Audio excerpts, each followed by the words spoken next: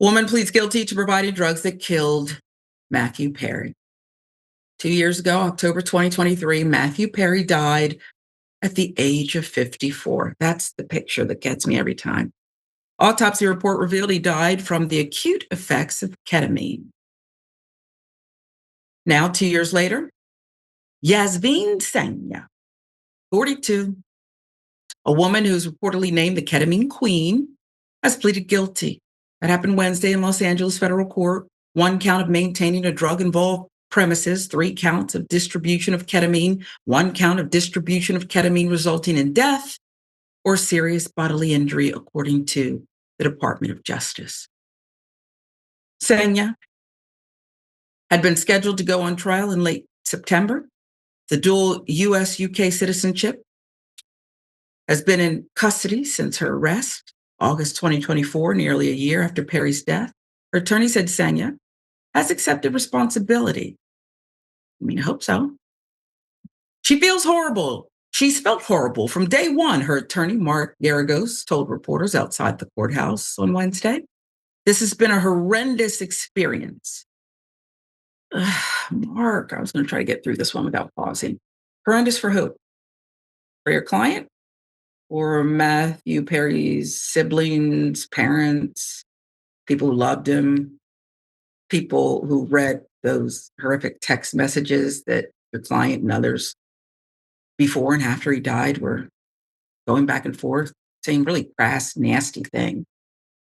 So I don't know. I know he's got to defend her, but this has been a horrendous experience. That ain't the way I would have done it. But then again, I don't have a law degree, and my daughter didn't rep P. Diddy in the courtroom. All right, let's get back to this. Sentencing hearing is scheduled for December 10th. She faces a maximum sentence of 65 years in prison. That's nothing to sneeze at. That's a lot of time. Will she get it? We'll see. Perry died from a ketamine overdose October 28, 2023, at the age of 54, as we mentioned. The actor was discovered unresponsive in a jacuzzi at his LA home, police said. Autopsy report revealed he died from the acute effects of ketamine. ABC News with the details. In addition to Sangha, 4 other people were charged. They pleaded guilty in connection with Perry's death. Kenneth Iwamasa, Perry's live-in personal assistant. 2 doctors, Salvador Placencia, Mark Chavez, and Eric Fleming. Prosecutors said Sangha worked with Fleming to distribute ketamine to Perry, and that in October 2023, they sold the actor 51 vials of ketamine, which were provided to Iwamasa, the DOJ said. That's the assistant. Leading up to Perry's death, Iwamasa repeatedly injected Perry with the ketamine that Sangha supplied to Fleming. DOJ said in a press release last month. Specifically, October 28, 2023, Iwamasa injected Perry with at least 3 shots of Sangha's ketamine, which caused Perry's death. Iwamasa, who admitted in court documents to administering the ketamine on the day that Perry died, pleaded guilty in August 2024 to 1 count of conspiracy to distribute ketamine causing death. He's scheduled to be sentenced November 19th. In her plea agreement, Sangha also admitted to selling ketamine in connection with another overdose, prosecutors said. Victim Cody McLary died hours after Sangha sold him 4 vials of ketamine in August 2019, according to the DOJ. She additionally admitted to using her North Hollywood residence to, quote, store, package, and distribute narcotics, including ketamine and meth. That since at least June 2019, the DOJ said. Authorities found 79 vials of liquid ketamine, among other drugs and drug trafficking items such as money counting machines, in her residence. That was during a search in March 2023. People make mistakes. She's 42. I'm not going to call it a mistake. Matthew Perry was wildly famous, rich to his detriment. Okay? He could afford this habit that killed him. But there's just so much moral vacancy here that I see, right? You're the assistant, and I guess it's not your job to get into people's business, do as you're instructed, but I don't believe, and it shouldn't just be me measuring what I would have done or what I think I would have done, but believe most people would have participated in this. They would have tried to help. They perhaps would have gone behind the celebrity's back and contacted those who care about him, friends, family, someone. Was this woman, was it a horrendous experience when she killed the other victim, Cody? She knew he died too, right? A couple days after, sold him the vials. I mean, whatever sentence she gets, Elliot, I don't know if it's going to be long enough to find her moral compass, her moral center. These people are sick. And there's a whole gang of them working in concert here. No one said too sick for me. I'm a little sick, but not that sick. None of them, they just kept going and going. Really? They'd still be at it if they hadn't killed a friend star. What say you? Yeah, I think you're absolutely right. This wasn't a mistake. I think it was an operation that got found out. And of course, the lawyer's going to say it was a mistake.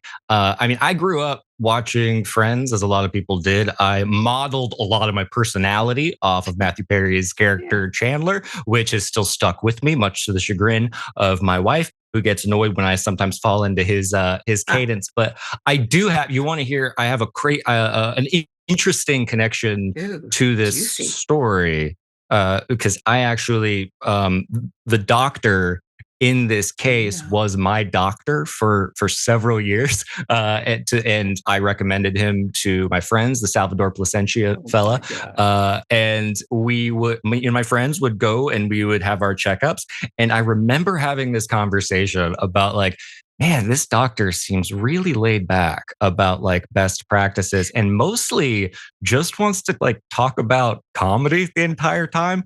And to the point that I would have Cohort. to be like, do you want to check my heart rate at some point? And I Cohort. am no longer obviously with him, and I had stopped being with him prior, maybe a year prior to this happening. But it has definitely within my friend circle been a bit of a drama because these headlines keep appearing with this story. It seems like every few weeks, and so I hope they throw the book at all these guys. Me too. Just a couple of follow up things and advice first. Get yourself a good umbrella policy. I mean, you're There recommending you go. doctors who are now guilty of this Yeah, federal crime. Okay. The other thing is HIPAA, good point. HIPAA. We're not going to get into your personal, Mm-mm. diagnoses and this and that, but I don't know what he prescribed you, but check your medicine cabinet, brother. Okay. Absolutely. I know we all were Because like, we should double check everything that ever happened. And it was a everything. legitimately like scary situation because all of us were like, okay, we have to. I mean, thankfully, I have great healthcare and everything, but like it is, and great doctors now. But he was definitely in a legitimate system at that time. And it is a really scary thought to think that there are a lot of medical professionals out there right now who you don't know what their motivations are. And I did read those text messages that came from this guy, and they are disgusting. I mean, it is like it's morally vacant, as you said, to not even supply an addiction victim with these kinds of substances, but to do so with the knowledge that you are doing it to try to get as much money as possible out of him because you view him as an idiot. It's incredibly sad, and it's also I think a stain on just the medical profession and all the doctors out there who are doing legitimately good work. It is. And let's say that's most of them, even though Yes, people like RFK Jr. want all the science and the doctors to just go away or go on an island somewhere, use their vaccines there. But let me say this, the kind of people who perpetrated this deadly crime are the same kind of people who prey on seniors, right? Maybe lost a step or two or can't quite remember. And they see them as an opportunity. Children, vulnerable people. They're so gross.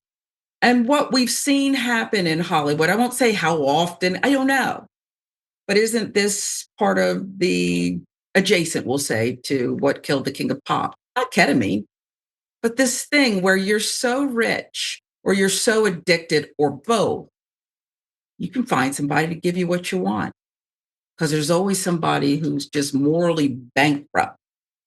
They'll give you what you want. I find these people reprehensible. And I know she's got one of the best attorneys in the game, Mark Garagos, but please don't listen to him. Throw the book at her. Wow.